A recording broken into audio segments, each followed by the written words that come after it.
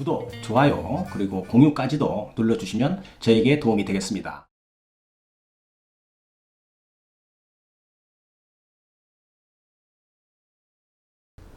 안녕하십니까. 언제나 새로운 소식, 유익한 정보, 그리고 확실한 결론까지로 교통사고 피해자에게 도움을 드리는 교통사고 합의 전문 채널 유국장TV입니다.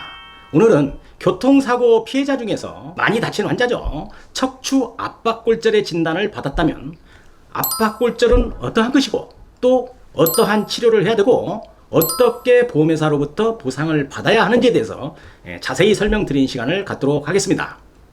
자, 척추의 압박골절은 무엇일까요?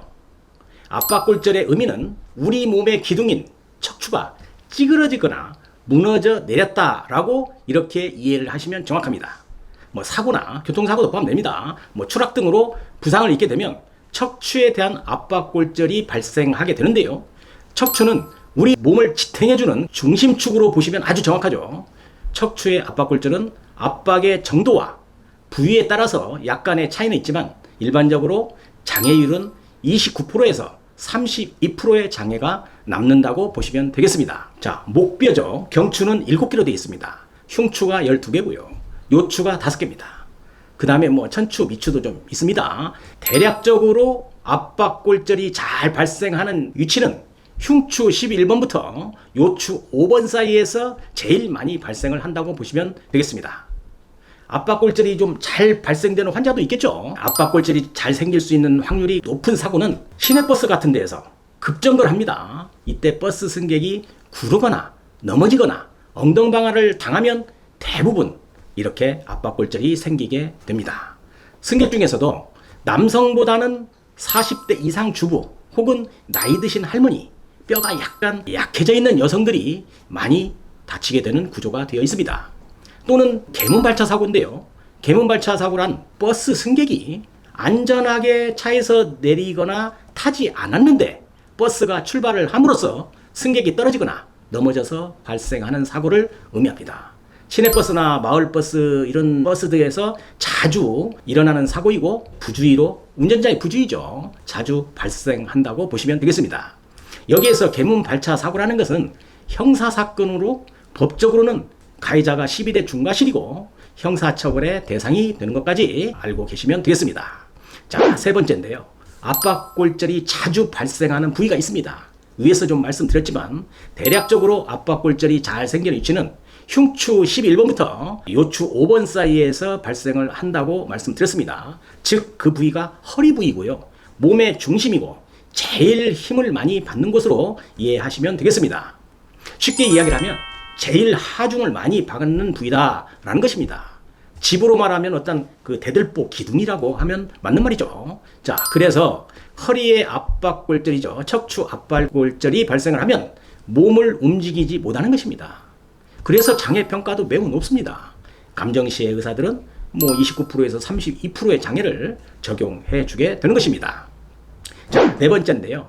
척추 압박골절에 대한 압박률에 대해서 설명을 드리겠습니다. 압박률이 어느 정도인지에 따라서 의사는 수술을 할지 안 할지 치료에 대한 방향을 정하는 기준이 될 것이고 교통사고 피해자는 최종 보험회사로부터 받아야 할 합의금에도 크게 영향을 미치게 되는 것입니다. 척추가 찌그러지는 그런 압박골절은 압박이 된 척추의 정도가 어느 정도냐에 따라서 의사들은 수술을 결정하는데 어떤 기준을 두기도 하는데요. 약 한 10%에서 15% 정도의 압박률은 대부분 수술하지 않고 보존치료를 하게 됩니다. 보존치료라는 것은 자주 보셨죠? 허리에다 복대를 차고 시간이 지나면 뼈가 유압이 되거나 고정되는 그런 시간을 기다리는 겁니다. 대략 한 6주 정도 침상에 누워서 기다리는 그런 치료 형태를 우리가 보존치료라고 하는 것입니다. 의사들이 좀 심하다고 생각하는 압박률은 약 30% 이상의 압박률인 것입니다. 이 경우에는 요즘 많이 하고 있는 그 시멘트 시술도 할 수 있고요. 또 상태가 좀 심하면 철심으로 고정하는 그런 고정 수술을 하기도 합니다. 그래서 압박골절의 압박률은 즉 장애율과 비례한다라고 이해하시면 되겠습니다. 자, 다섯 번째입니다. 수술을 하지 않는 압박골절의 예상 합의금이 있지 않겠어요? 설명드립니다. 29%에서 32%의 장애를 약 3년간의 한시장애로 기준으로 해서 제일 적은 금액인 기본이죠. 일용 노임단가죠. 2025년도 약 한 330여만 원이 됩니다. 법률적인 합의금이 장애 기간 3년이면 3년, 2년 이런 장애 기간하고 이번 기간의 일시일수익이죠. 그 다음에 법정 위자료 이렇게 해서 계산을 해보면 기본적으로 약 한 5천만 원의 합의금이 예상이 됩니다. 만약 급여가 월 7, 800만 원 정도 되는 그런 고액 연봉자라고 한다면 이런 경우에는 금액이 많이 올라가겠죠. 약 한 1억 원 가까이 합의금이 형성될 것으로 생각이 되어집니다. 자, 그런데 만약 척추의 압박률이 심하거나 아니면 다발성으로 척추 두세 개가 압박이 됐다면 이때는 의사들이 고정수술을 시행하는데요. 이때는 피해자가 받을 수 있는 합의금이 크게 높아질 수 있다는 것입니다. 여기에 대해서 설명을 드리도록 하겠습니다. 6번째입니다. 척추의 고정수술에 대해서 설명드리겠습니다. 척추의 골절이 다발성으로 여러 개가 부러졌다든지 아니면 압박률이 심해서 척추를 고정해 주지 않는다면 척추에 문제가 생길 수 있다거나 또 시간이 지나면 더 찌그러져서 악화될 수 있다는 판단이 되면 의사는 척추 철심 고정 수술을 하게 되는 것입니다.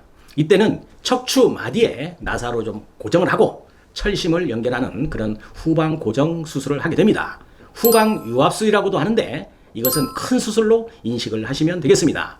이렇게 척추에 고정 수술을 했다면 부위에 따라서는 조금 차이는 있겠지만 대략 29%에서 32%의 영구적인 장애 판정이 나오게 되는 것입니다. 그렇게 되면 법정 위자료만 해도 약 한 3천만 원 정도가 적용되므로 합의금 크게 높아집니다. 대략 45세 나이에 과실이 없는 피해자라고 가정한다면 나이가 아주 많은 경우가 아니라고 한다면 대부분 억 단위를 훨씬 넘어서는 그런 합의금이 산출될 수 있는 큰 부상으로 이해하시면 되겠습니다. 자, 예를 들어봅니다. 45세 나이에 최저임금인 일용임금 적용을 하더라도 수술을 한 경우라면 약 한 2억 원 이상 정도의 배상 금액이 나오게 되는 것입니다. 자, 그런데 만약 고액 연봉자라고 한다면 훨씬 많은 금액이 배상이 예상이 되겠죠. 가능하면 이때는 전문가와 잘 상의해서 처리하는 것이 정당한 권리를 찾는데 큰 도움이 될 것으로 생각이 됩니다. 자, 결론입니다. 교통사고나 추락 등으로 척추의 부상으로 수술을 했든 하지 않았든 간에 가해자의 보험회사로부터 정당한 손해배상금은 당연히 받아야 하는 것이고요. 추가적으로 하나 더, 내가 가입한 생명보험, 상해보험, 또 회사의 단체보험, 실비보험 등에서도 받아야 할 보험이 있다는 것을 알고 놓치는 일 없도록 해야 할 것입니다. 자, 오늘 또 유국장TV를 끝까지 시청해 주셔서 감사합니다. 다음 시간에도 더 좋은 콘텐츠로 여러분을 찾아뵙도록 하겠습니다. 감사합니다. 유국장TV였습니다.